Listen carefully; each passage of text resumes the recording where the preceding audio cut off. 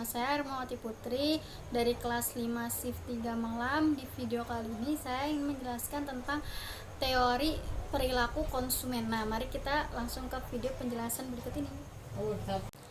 Nah, di video kali ini saya menjelaskan tentang teori perilaku konsumen. Nah, teori perilaku konsumen adalah studi mempelajari tentang tindakan seseorang tentang sebuah produk, jasa, brand, atau perusahaan. Nah, proses pengambilan keputusan untuk menghabiskan uang, waktu, dan tenaga seorang pelanggan juga menjadi bagian dari studi tersebut.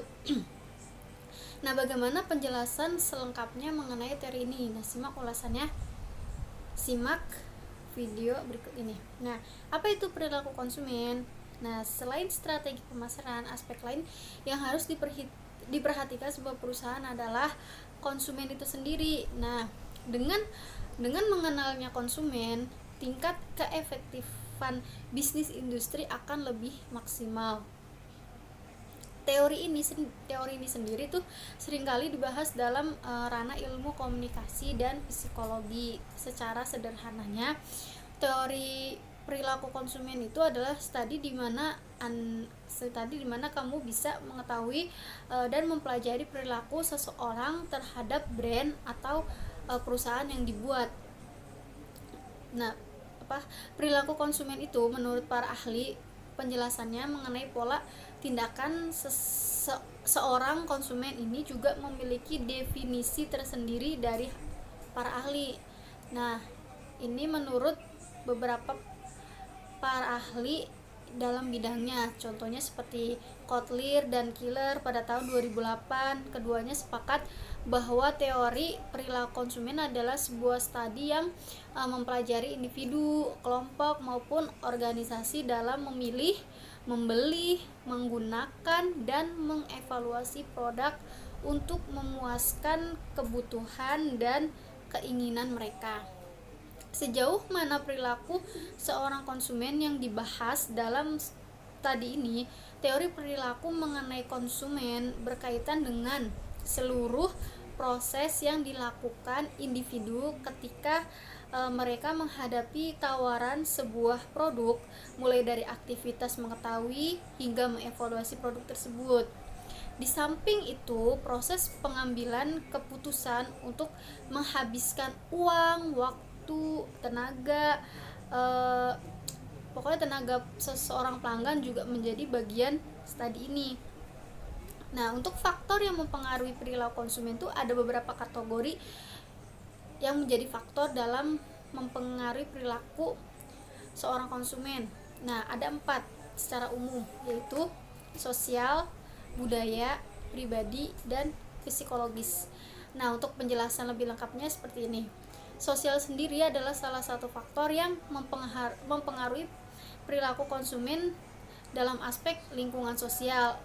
Tidak hanya peran dan status sosial seseorang. Faktor ini juga meliputi pengaruh yang dibawa oleh kelompok-kelompok di sekitar konsumen tersebut.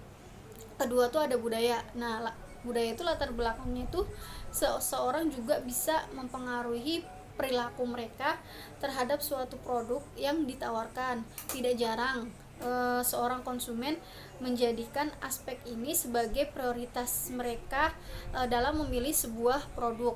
Nah, aspek budaya yang dimaksud bisa meliputi adat, agama, ras, hingga stratifikasi sosial. Ketiga ada pribadi atau personal. Nah, faktor yang mempengaruhi perilaku konsumen ini adalah berasal dari pribadi konsumen itu sendiri. Nah, untuk beberapa variabel yang berkaitan dengan personal konsumen adalah sebagai berikut. Nah, untuk aspek demografis yaitu usia, jenis kelamin, besar, pendapatan, dan lainnya. Di samping itu, minat dan impresi individu sebagai konsumen juga masuk dalam faktor yang satu ini. Keempat, ada psikologi sikap dan kepribadian seseorang, termasuk dalam faktor psikologis yang juga bisa mempengaruhi mereka untuk mengambil suatu keputusan terhadap sebuah produk. Salah satu variabel yang berkaitan dengan faktor psikologis adalah gaya hidup. Nah, secara garis besar, perilaku konsumen itu dapat dibagi menjadi dua, yaitu perilaku konsumen rasional. Menurut KBBI, rasional itu berarti menurut pikiran dan pertimbangan yang logis. Dalam melakukan konsumsi, konsumen dapat melakukannya secara rasional.